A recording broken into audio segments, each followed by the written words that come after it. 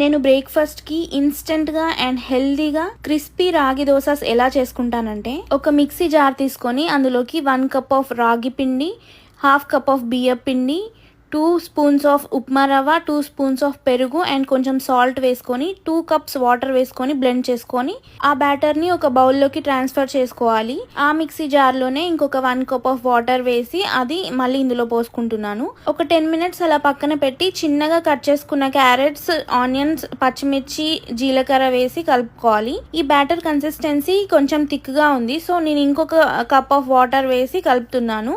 Batter consistency ఇలా ఉండాలి, లూజ్గా. సో నెక్స్ట్ దోశ వేసుకోవడానికి ప్యాన్ బాగా వేడివేడిగా ఉండాలి. ప్యాన్ మీద కొంచెం ఆయిల్ ఆర్ గీ స్ప్రెడ్ చేసి ఇలా ఈ బ్యాటర్ని పోసుకోవాలి. కొంచెం గ్యాప్స్ లేకుండా ఫిల్ చేసుకోవాలి. బ్యాటర్ కన్సిస్టెన్సీ లూజ్గా ఉంటేనే దోశకి ఇలా హోల్స్ ఫామ్ అవుతాయి. ఇలా ఫామ్ అవుతేనే దోశ బాగా కాలుతుంది. ఒకవైపు బాగా కాలిన తర్వాత ఇంకో వైపుకి కూడా ఫ్లిప్ చేసుకొని కాల్చుకుంటున్నాను. అలా అయితేనే దోశ క్రిస్పీగా కాలుతుంది. ఈ ప్రాసెస్ మొత్తం మీడియం ఫ్లేమ్లోనే పెట్టుకొని చేసుకోవాలి. అండ్ ఈ దోశ తీసేసిన తర్వాత నెక్స్ట్ దోశ కూడా అదే సేమ్ ప్రాసెస్లో వేసుకోవాలి. చాలా హెల్దీగా చాలా బాగుంటాయి. లెఫ్ట్ ఓవర్ బ్యాటర్ని ఫ్రిడ్జ్లో స్టోర్ చేసుకోవచ్చు. మీరు కూడా ట్రై చేయండి.